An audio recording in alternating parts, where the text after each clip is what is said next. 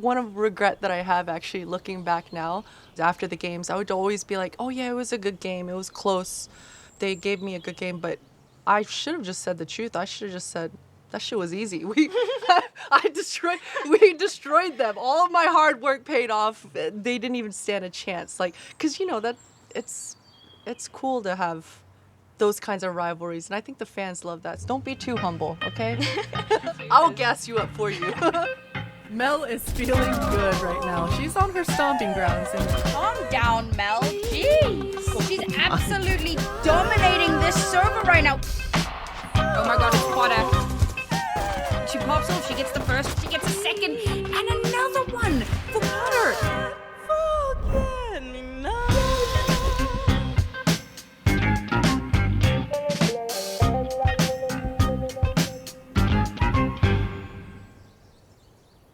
Do you remember when we first met?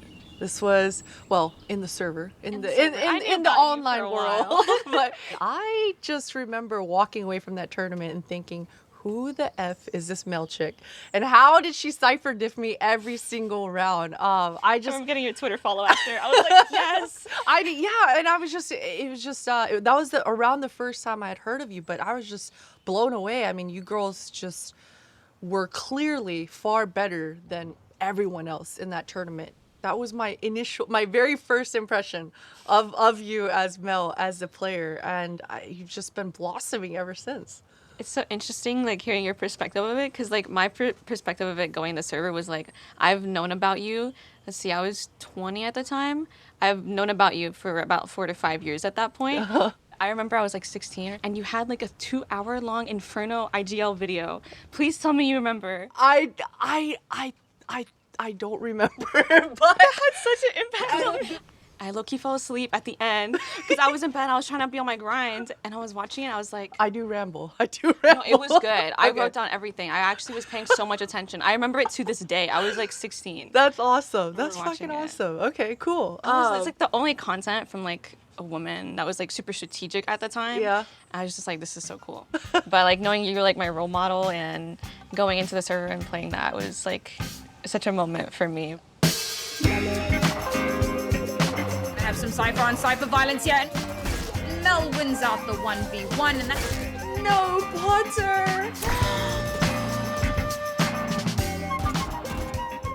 When you were watching the hour-and-a-half Inferno video, could you ever imagine at that time that you would be here getting interviewed because you're the shit? Like, you're literally the best in NA as an in-game leader. Like, did that seem possible at the time for you?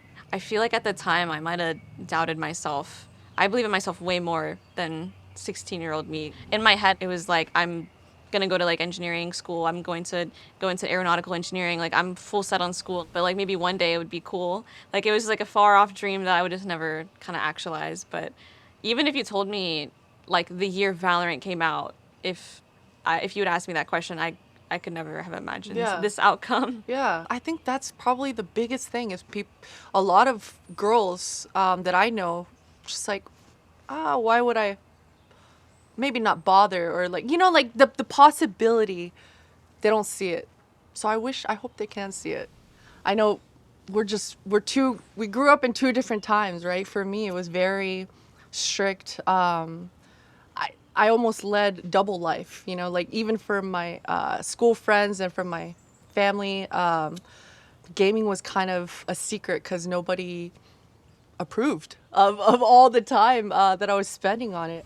I can definitely relate to like the double life feeling. But for me, my dad introduced me to playing games and I was like 4 or 5 because I was having like a lot of nightmares at the time. He was playing Resident Evil at the time and he's like, well, if I have her play the game and show that you can like defeat the monsters, maybe she'll like defeat them in her dreams. So I started playing Resident Evil at 5 years old. Okay. And my nightmares went away. I like learned how to like defeat the monsters. Okay. By shooting zombies. So I'm already seeing where you're getting your IGO brain because your dad straight up calculated all of this. It's all part of the master plan. Okay, yeah. I jumped into competing. It wasn't, you know, because it wasn't like now where you're watching all these competitions and tournaments. Right. You're like, I want to do that. It was very much, it just kind of fell in my lap, I guess. So how did you decide, that you wanted to apply yourself and just take it to the next level and start competing? I think it was kind of similar. It kind of fell into my lap. I was honestly competing a bit in Fortnite. This is gonna sound cringe. I was a bit Cranking those 60s. I was cranking those 90s. 90s, yes. But I remember going to like, my first LAN when I was like 15 or 16. And obviously at the time I was like doing like AP school, like extracurriculars, so I couldn't actually go full send. But I remember feeling like a competitive drive when I was younger. And then when I got into observing and I heard Valorant was getting released, I was like, I kind of do VOD review every day if you think about it, because I'm observing and I have to like understand like what the teams are doing on like a macro level. Yeah. And I kind of just took that and I started prepping for Valorant. Observing really helped me kind of break into that and like introduce me to like a lot of macro concepts and like understand what teams are doing on like a bird eye view. Yeah. That's amazing. She's going to try to save it. You can see it's a smart decision from Mel. Now Mel is ready to go there. Just knows exactly how to catch the dash, making it as easy as possible for herself. Goodness, it's almost impossible if she doesn't get a frag here. This Viper utility is so painful. Danny was probably the last line of defense. Mel, nice upgrade from Bucky. Oh my goodness, Mel gets it done. Mel. A 4K on the round, absolutely huge. I'm wondering like what it kind of was for you to be able to kind of transition into like a pro career. Yeah, we had the one tournament a year, ESWC in Paris, and it was incredible to have just that. But pretty much for us, all year long, we were trying to get to that point, right? Whether through fundraising, through saving our lunch money every week in order to get, our goal was always $10,000 from the beginning of the year until ESWC. If we just made $10,000, we would be able to go and compete. So that was kind of how we did it. Slowly but surely after we started winning those, we did much like what you girls are doing now, which is venturing out, competing versus better teams and better opponents, and trying to see just how far we can actually go, and just constantly trying to take it to the next level. But back then it was much more challenging.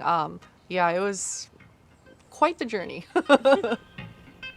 Winning like 3 game changers in a row has been like a huge deal, but like for you winning 7 world championships, I can't even imagine. It feels really, if at the time I was on top of the world. Is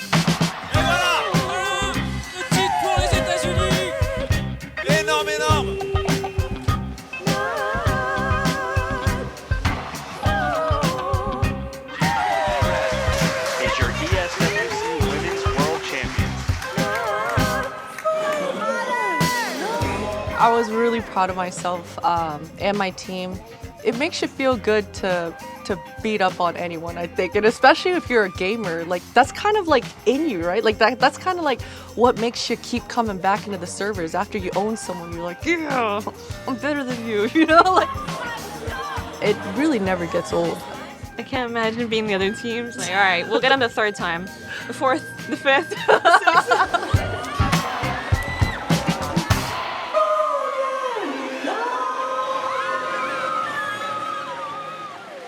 Back then, making a team was quite the challenge. I know things have definitely changed now, and especially in Valorant right now, you hop in a lobby and running into a woman is much more common. But back then, it was literally like finding a unicorn in a server, and I didn't realize actually how pleasantly surprised I would be when I ran into another woman in the server, and it was just like, we hit it off immediately, the very first girl I ran into, and then we made a team pretty much I was in a scout snipes. It was Alice from GX3. She's on Complexity now. Yeah, but how did you and Magical form so fast? Wow, definitely so much easier compared to like just randomly one-off chance finding someone in a Scout Snipes server. It's a lot easier nowadays. Okay. Was it like love at first sight? Did you guys have a quick honeymoon period, like right off the rip, or was it a lot of work in order to win the first Game Changers? By the time like the first like official Game Changers came around and we were Cloud9 White, at that point we put in so much work. There was a lot of learning because we were all very inexperienced comparatively to like other teams. So we actually streamed our scrims. We were that team. Like at the time we weren't signed. Annie still had to pay bills, right? Of So she had course. to stream and No, I remember for me as well in UB United, when we didn't have a sponsor, we were streaming all of our scrims all the time. I mean, the hustle is real. You got to get your bread some way or another, right? So that's probably how Cloud9 noticed you guys too, anyways, right? Exactly. That's awesome. we were on their radar before FCW Showdown, which is like the first 50K female tournament. And then immediately after we won, Cloud9 was in our DMs. I can't say all the other orgs, but think of like pretty much every tier 1 org was in our DMs. Okay. And Galen, she was like the GM of Cloud9 at the time. There were so many orgs that had approached us and with like similar price points and salaries. So it was literally like that was what tipped the scale for us to go with Cloud9, is that they actually have a woman in power. Like they actually believe in like uplifting women in esports, and that just gave me like really good vibes off rip. And so signing with Cloud9, get the contract done, there's nothing else that can compare to that, honestly. Get down, get down. Mel is If doing you're a so flower, much you damage. can come around. 1 in a million, I'm trying to figure out this for your city. If you with me, play loud. from You know the Alexis, cleaning up MO every on the single top with the last bow player. and the arrow. Pull up to the club, saying hello. You know the name is damn, she's Temo. Once again, Cloud9 White are your Game Changers champions. 21's MVP. Every Game Changers, Nobody like me. every time. Blessings, blessings, blessings. Takes down 3 players. What's next? Go time, no time for questions. Throw chat, on, show off. Stepping out, slow mo. You can see the glow up light. Katsumi is going to annihilate this. Cloud9 White show that they are a cut above the rest.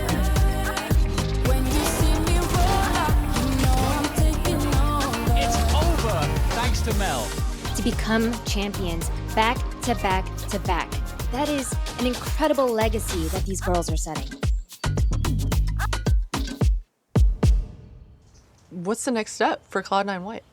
So kind of like similar to how you guys, when you were winning all like the ESWC Paris, is literally the same path where it's Yeah. like, okay, the Game Changers, 4th one's coming up, we're going to win. International, we're going to win. Yes. Whatever, right? So what comes next for us is, you know, getting into like the VCT Challengers events, into the closed. That would be like our next big step. And just for my career, like longevity, I would just love to compete like at a tier 1 level, like making it to a Masters, making it to Champions, winning a Champions. That's like my ultimate goal in the next 5 years. Moving on to the VCT goal. I love that confidence from you. I love that. Don't let that go away. Yeah. I think it's a lot easier like said than done. You know what I mean? Yes, of course, of course. People don't really realize the amount of sacrifice. I think that at the top level anyway, at the very top where you are now, where I was, I did not have a life growing up outside of gaming. Me right now. Yes, that's you right now. You're I mean, seeing me like toil away.